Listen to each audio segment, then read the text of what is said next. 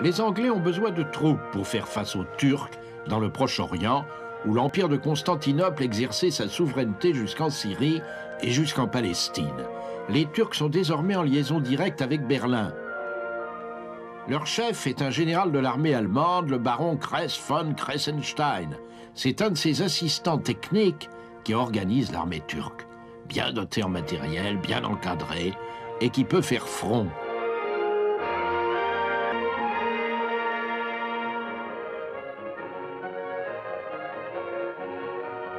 La force expéditionnaire égyptienne s'avance dans le désert pour établir dans le Sinaï une ligne de défense contre les Turcs et les empêcher d'atteindre Suez. Artère vitale pour l'économie de guerre britannique.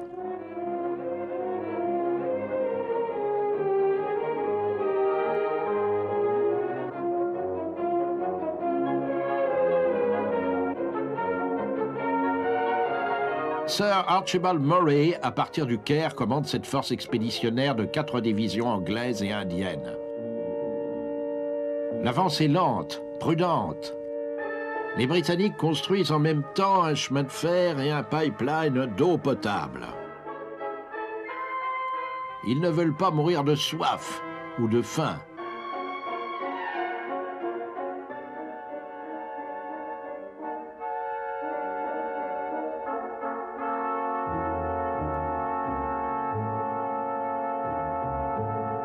Les Anglais deviennent plus ambitieux en avançant. Les approvisionnements leur arrivent régulièrement par les ports méditerranéens. Un nouveau front prend tournure. Pourquoi ne pas concevoir une vaste offensive? Le ministère de la Guerre est frustré. Il n'obtient aucune décision en France. On décide de pousser à l'attaque le général Murray. L'idée est d'envahir l'Empire turc à partir de sa province la plus méridionale, celle de Palestine, une sorte de reconquête de la Terre Sainte. Le corps expéditionnaire atteint déjà les frontières de Palestine. Il est aidé par une formidable rébellion des peuples arabes qui se lève comme le vent à 400 km au sud, le long de la péninsule d'Arabie. Cette masse de Bédouins attaque et triple les garnisons turques, campe sur les voies de communication, avance comme une tornade.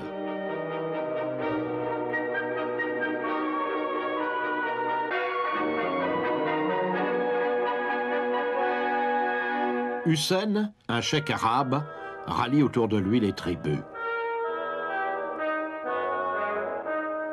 L'un de ses fils, le prince Faisal, est rallié par l'officier anglais Lawrence. Lawrence est un petit homme à la fois archaïque et plein d'ironie, fascinant. Il a très mal réussi dans les bureaux de l'armée au Caire. Cet expert des affaires arabes donnait des avis qu'on n'avait pas envie d'entendre et demandait une stratégie pour la guerre, ce qui choquait beaucoup. Lawrence, enragé d'avoir un chef aussi timoré, il avait envie d'aller de l'avant avec ses amis arabes. Il était sûr d'eux.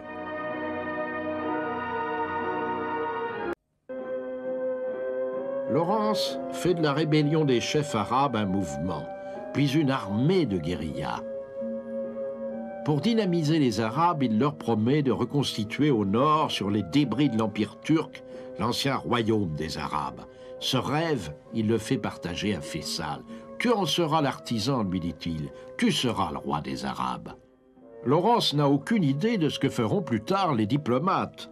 Il veut seulement porter tous les Arabes vers le nord dans un tourbillon.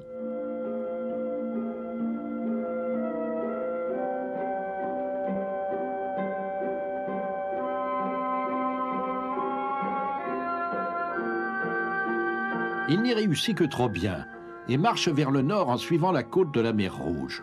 Pour stimuler le zèle des hésitants arabes, les Anglais gaspillent leur or. Lawrence arrive devant Aqaba, dont les défenses sont faibles. Il attaquera de l'intérieur.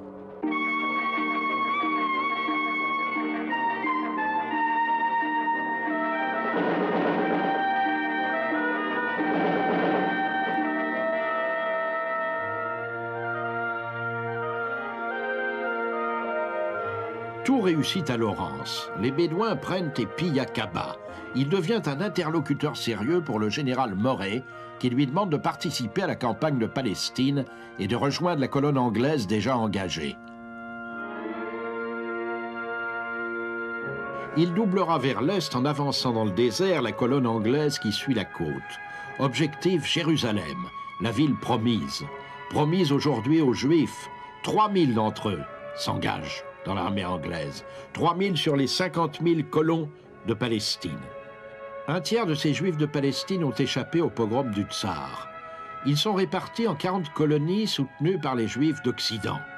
Ces hommes sont l'avant-garde du sionisme. Ils cultivent des terres achetées aux Turcs, payées rubis sur l'ongle. Des terres sauvages et incultes gagnées à la culture au prix d'efforts inouïs.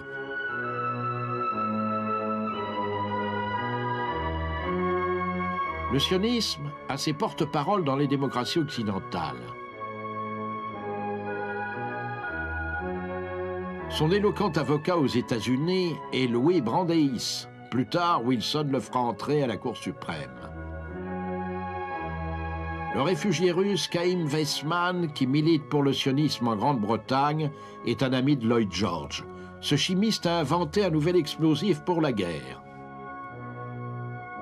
Lionel Walter Rothschild n'est pas seulement un banquier de l'illustre famille, mais un naturaliste et un philanthrope. C'est à lui que Balfour écrit le 2 novembre 1917, alors qu'il est secrétaire aux Affaires étrangères. La lettre de Balfour exprime en termes vagues l'engagement de l'Angleterre dans l'idée sioniste. La déclaration de Balfour est rendue publique.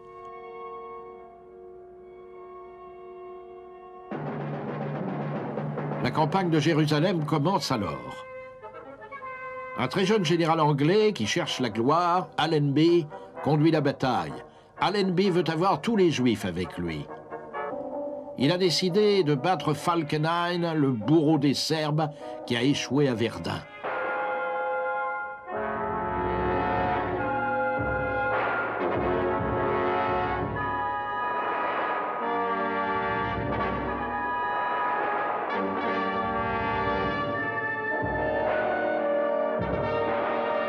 Dans le désert de Palestine, les unités s'entretuent pour des points d'eau, dans des combats acharnés par une chaleur terrifiante. Quand les Turcs perdent leurs points d'eau, ils sont déjà vaincus par la malaria, la dysenterie, et ils ne peuvent plus combattre. Les renforts leur parviennent de plus en plus difficilement. Lawrence et ses guérillas gênent les lignes de ravitaillement. Les lignes turques sont bientôt rompues.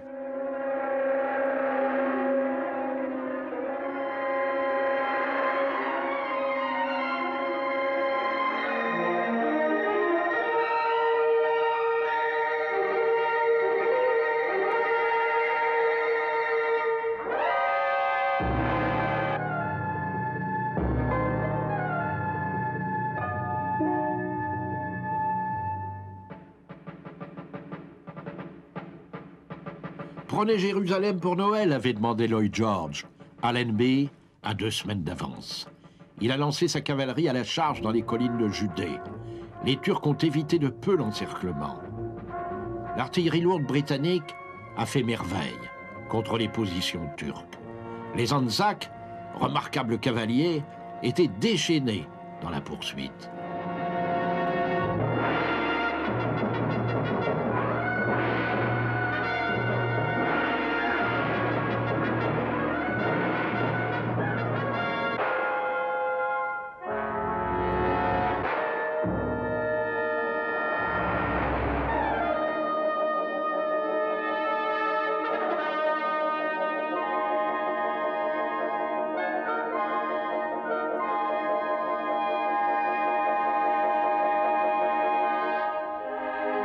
Le 11 décembre 1917, Allenby entre à Jérusalem, à pied, comme un pèlerin, suivi de tous ses combattants.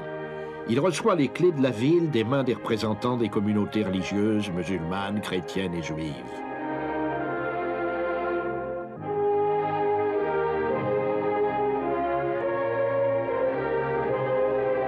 La Palestine est libérée. Les Juifs sont impatients d'y construire un État. Chaim Weizmann arrive à Jérusalem en avril 1918 avec une délégation sioniste chargée de la constitution de cet État juif.